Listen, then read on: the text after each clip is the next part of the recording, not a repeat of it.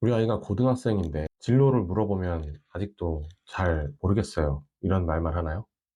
뭐 대학은 가야 되는데 뭘 해야 될지 모르겠다고 이야기하죠. 저는 지난 15년 동안 수많은 청소년들을 코칭하면서 이런 얘기 진짜 많이 들었습니다. 특히 이 고등학생 자녀를 둔 부모님들이 아주 고민이 깊으시죠. 오늘은 제가 그동안 5200회 이상의 코칭을 하면서 깨달은 솔루션을 좀 얘기해 보려고 합니다. 한번 잠깐 이런 상황을 한번 상상해 보세요. 매일 아침 설렘을 안고 등교를 하는 우리 아이. 자신의 꿈을 위해서 스스로 공부하고 노력하는 그런 모습. 이게 불가능한 일일까요? 가능합니다.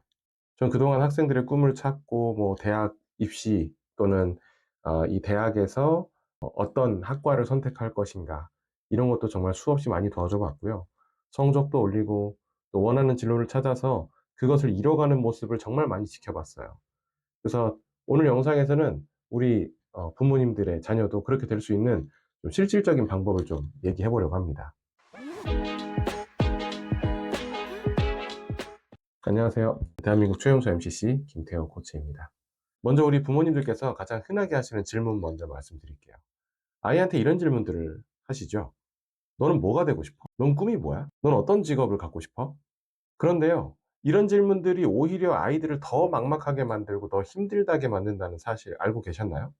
제가 그동안 만나서 코칭하고 대화를 나눈 학생들 중에서 거의 뭐 90, 한 5%, 7% 정도의 학생들은 이런 질문에 상당히 스트레스 받는다고 얘기했어요.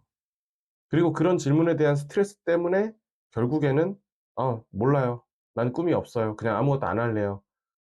아니면 그냥 조금 착한 아이들은 부모님이 원하시는 직업과 부모님이 원하시는 진로에 대해서 저 그냥 그거 할게요 라고 답변을 하는 거죠.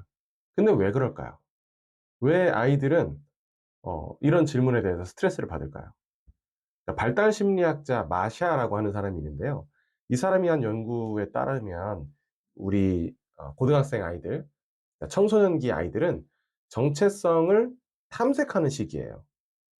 그러니까 이 아이들한테 직업을 고르라고 하는 것은 마치 한 번도 음식을 맛보지 않았는데 앞으로 네가 평생 먹을 음식 하나를 골라라고 얘기하는 거랑 똑같은 거예요. 얼마나 결정하기 힘들까요? 그러면 도대체 어떻게 하라는 뜻이냐? 한번 제가 그동안 청소년들을 만나면서 효과를 봤던 방법들을 한번 나눠보겠습니다.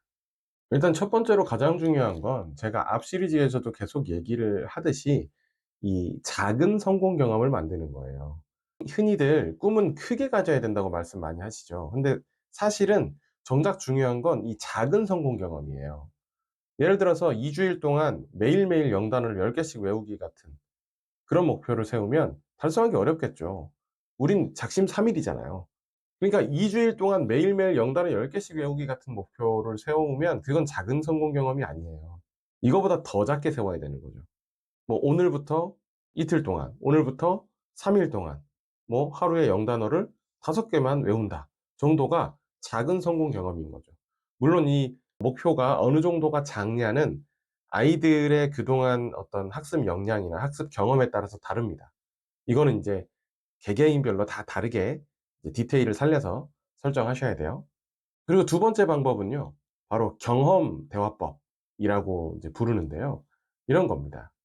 "넌 뭘 좋아해?" 같은 질문이 아니라 "오늘 하루 중에 뭐가 제일 재밌었어?" 라고 물어보는 거예요.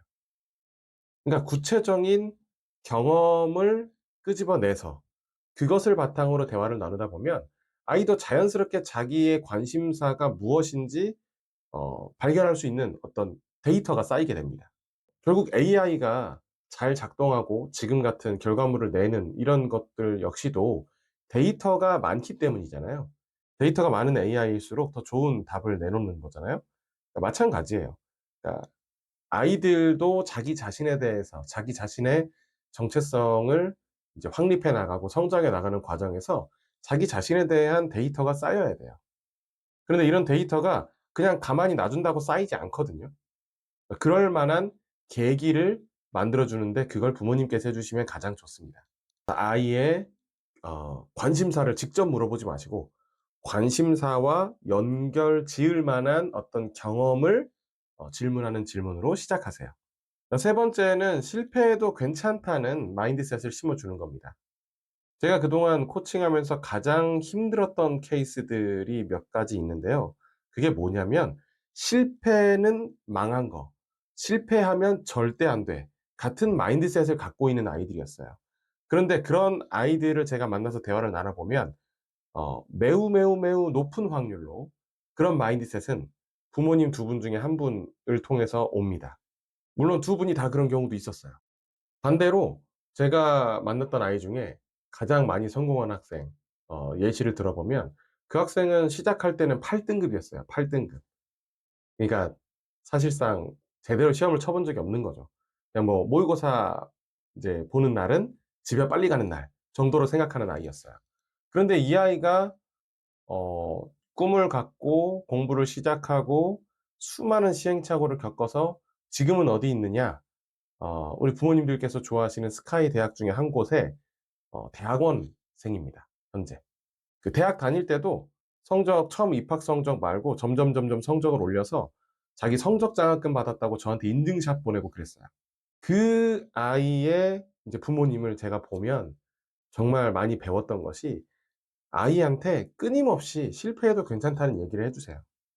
아이가 어떤 시행착오를 겪든 그것이 아이한테 가치 있는 경험이라는 걸 부모님께서 은연중에 언어 또는 비언어로 계속 표현해 주신 거죠. 지금 이 영상을 보고 계시는 부모님들도 이 실수해도 괜찮다는 것을 은연중에 또는 언어 또는 비언어로 계속해서 아이에게 표현을 해 주셔야 됩니다. 온몸으로 표현해 주셔야 돼요. 그래서 아까 말씀드렸던 그 8 등급 학생, 그 학생을 코칭을 하면서 제가 이제 그 학생의 아버지께서 저한테 해 주셨던 이야기가 있는데요. 이렇게 얘기하셨어요. "코치님 혹시 우리 애를 때리시나요?" 그래서 "아니요. 저는 절대 때리지 않습니다." 그렇게 말씀드렸는데 "그러면 혹시 숙제를 엄청나게 많이 내 주시나요?" 그래서 "아니요. 저 숙제도 많이 안 내 줍니다. 제가 숙제를 내지 않아요. 아이가 결정합니다." 이렇게 인제 말씀드렸더니 아버지께서 깜짝 놀라시면서 어느 날 이제 주무시다가 새벽에 일어나서 이제 잠깐 갔는데 아이 방에 불이 켜져 있다라는 거예요. 노크를 하셨대요. 노크를 했더니 공부 중이라고, 들어오지 말라고 안에서 소리가 들렸다는 거예요. 그래서 아버지께서 엄청 깜짝 놀라셔 가지고 우리 애가 꿈도 없고 하고 싶은 것도 없고 집에 오면 맨날 그냥 소파와 물화일체가 돼서 누워 있던 이 어떻게 했길래, 도대체 코칭을 어떻게 하시길래 얘가 이렇게 새벽까지 공부를 하냐. 그래서 웃으면서 대화를 나눈 적이 있는데요. 그때 아버지께서 이런 얘기도 하셨어요.